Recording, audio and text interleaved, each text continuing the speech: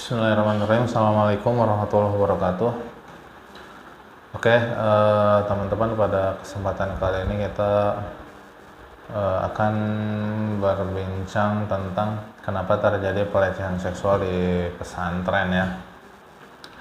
Oke, kita berkali-kali mendengarkan berita entah di TV, di media sosial itu kejadian pelecehan seksual di pesantren, dan itu dilakukan oleh gurunya. Bukan guru sih kalau di pesantren, lebih ke ustadznya gitu. Naudzubillah ya, ustadz loh yang seharusnya membimbing santri, mentransfer ilmu agama kepada santri, ini malah dia melakukan pelecehan seksual. Ini sangat disayangkan, dan korbannya adalah santrinya sendiri. Oke, banyak nih ya. Ada ini yang saya paparkan beberapa kejadian ya. Bahkan sebetulnya ada lebih banyak lagi. Maksud dari saya membuat video ini adalah supaya kita semuanya itu paham gitu loh, bahwa jangan sampai dengan terjadinya hal ini di beberapa pesantren, dalam arti kan pesantren itu ada banyak yang ribuan di Indonesia itu. Jangan sampai hanya karena terjadi di beberapa pesantren itu seolah pesantren itu seluruhnya tempat pencabulan. Padahal pesantren yang lebih baik dan lebih bagus itu jauh lebih banyak daripada pesantren-pesantren yang memang di dalamnya terjadi tindakan pelecehan seksual. Oke,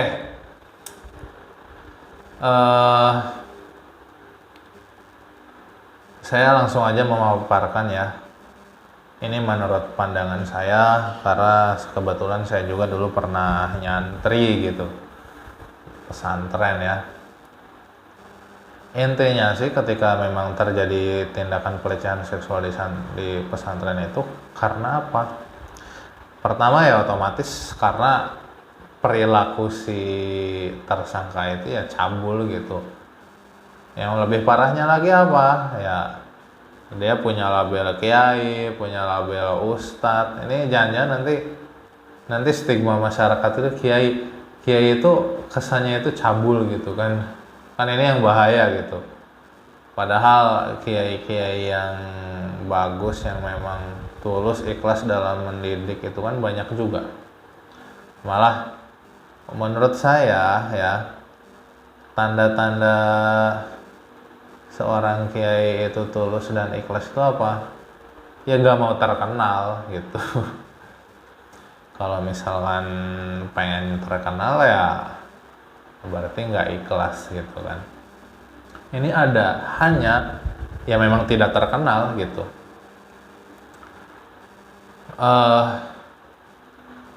Jadi kita sebagai orang tua yang ingin anak-anaknya disekolahkan ke pesantren, kita harus melakukan yang namanya penelitian dulu. Intinya sih kita harus tahu secara mendetail calon pesantren yang anak kita akan masuk ke dalamnya gitu. Jangan sampai cuma karena murahnya, cuma karena gratisnya gitu kan. Kemudian kita mengabaikan yang namanya udahlah, yang namanya ustadznya baiklah udahlah. Nah ini bahaya. Sama aja kayak kita masukin anak kita ini ke kandang serigala ya, yang ngasih makan serigala gitu. Oleh karena itu teman-teman semuanya, kita harus observasi dulu. Kiainya siapa, guru-gurunya siapa gitu kan, bagaimana track record kiainya, track record guru-gurunya gitu.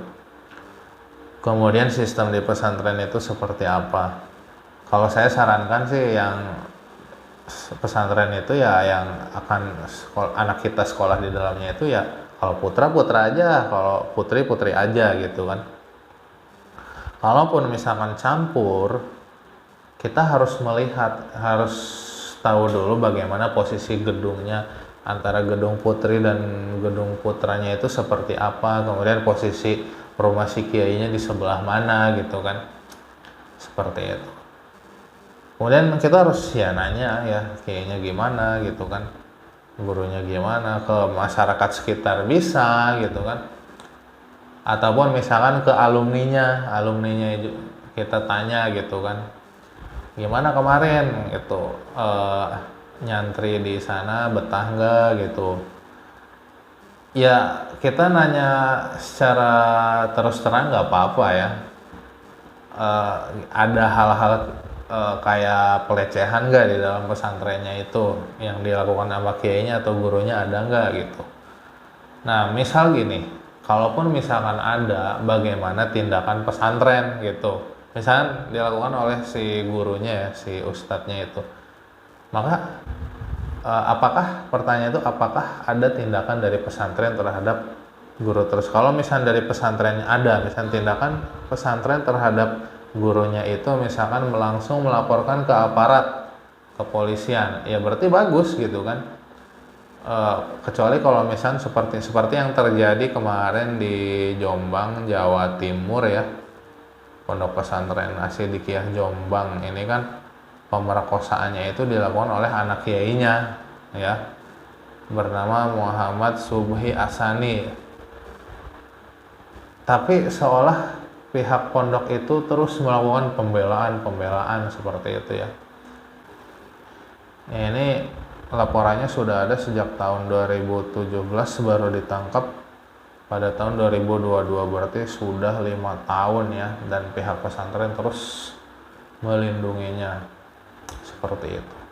Nah ini kalau misalkan dilindungi terus oleh pihak pesantren, nah saya tidak menyarankan kepada bapak dan ibu untuk menyekolahkan santrinya ke pesantren yang memang seperti itulah ya, karena ya bahaya gitu loh. Ini apa ya, kalaupun misalnya si pesantrennya itu memang kooperatif ya, kita kooperatif ini walaupun anak kiai, tapi kita akan tetap melaporkan dia ke aparat kepolisian. Jadi saya sarankan pesantrennya itu yang memang perlakuan terhadap santrinya itu tidak pandang bulu, walaupun kesalahan itu dilakukan oleh anak kiainya. Itu pesantren yang pastinya keren ya, kayak gitu. Itu. Kemudian yang pasti kasus pelecehan ini kalau misalnya dikaitkan dengan agama juga tidak hanya terjadi di yang Islam aja ya, maksudnya di pesantren, sebetulnya di agama lain juga ada, dilakukan oleh pendeta di gereja di Bogor pada tahun 2021. Pelaku bermoduskan pengudusan terjadi di rumah korban gitu. Itu ya. Kemudian yang berikutnya, seorang pendeta di Medan melakukan pelecehan seksual terhadap 6 murid SD. Kasus ini terungkap pada Maret 2021. Gitu ya. Ini kenapa di Kristen lebih dikit ya, karena ya namanya jumlah penduduk yang beragama Nasrani kan lebih dikit juga gitu.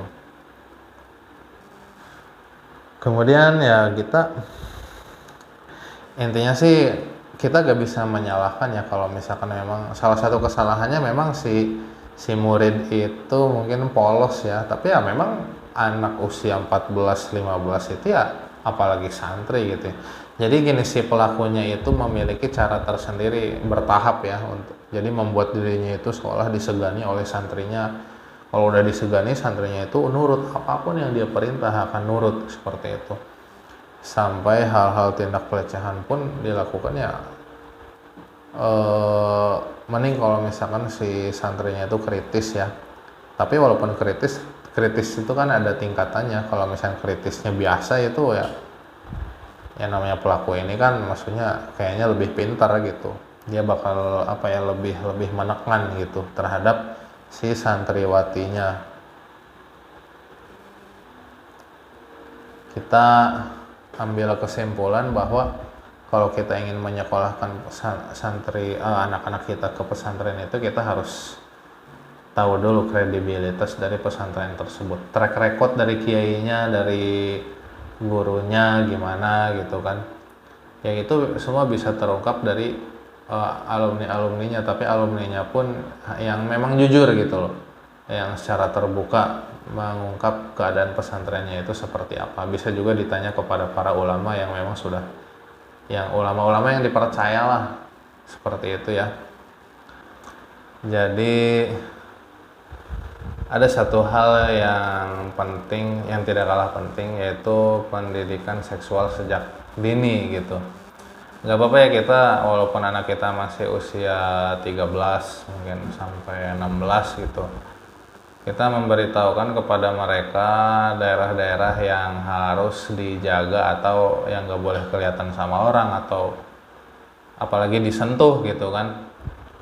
Itu harus dikasih tahu gitu, pendidikan seksual sejak dini, supaya ya memang antisipasi ya, supaya memiliki pertahanan diri. Jadi kalau misalnya ada orang-orang yang jahat yang ingin melakukan pelecehan terhadap dirinya, dia sudah tahu, oh ini nggak boleh nih, ini orang jahat nih, seperti itu ya. Karena memang pada kenyataannya ada memang beberapa kejadian yang itu terjadi karena memang si anak itu belum paham gitu. Itu ya. Kemudian ini sebetulnya menjadi PR yang besar ya bagi negara kita, karena hukuman bagi tersangka pelecehan seksual itu menurut yang saya tahu itu 15 tahun ya. Menurut saya ini harus ditingkatkan, karena apa yang dia telah lakukan terhadap korban itu menimbulkan efek trauma seumur hidup. Bahkan ada yang sampai dibully sama teman-temannya gitu kan, dia merasa bekas orang lain, itu kan seumur hidup. Sedangkan tersangka itu kalau udah 15 tahun kan bebas. Malah sekarang itu naudzubillah ya, ada beberapa mantan narapidana yang memang merasa bangga gitu, seolah memang keluar dari itu kayak habis wisuda aja gitu. Ini naudzubillah ya, berarti ini memang hukuman itu seolah belum memberikan efek jera. Tapi saya sangat bersyukur kemarin yang kasus di Bandung ya, di pesantren Madani kalau nggak salah namanya. Saya sangat bersyukur karena si tersangka diberikan hukuman mati gitu. Itu parah ya, ada banyak santri yang telah dia perkosa, kemudian 9 diantaranya kalau nggak salah itu sampai melahirkan. Gimana coba itu ya. Saran dari saya juga ya, kalau misalkan teman-teman itu tahu misalkan ada yang telah dilecehkan, itu jangan diam, tapi tunjukkanlah kepedulian kita ini dengan menyelamatkan si anak, dengan lapor ke pihak kepolisian gitu, lapor, nanti biar ditindak langsung sama kepolisiannya, kemudian ya otomatis kita menyelamatkan gitu loh ya, menyelamatkan dia, karena kan si tersangka itu melakukan lagi gitu. Apakah kita masih harus percaya terhadap pesantren sebagai lembaga pendidikan? Ya harus ya, dengan catatan kitanya juga harus teliti dalam memilih pesantren, calon tempat belajar anak kita.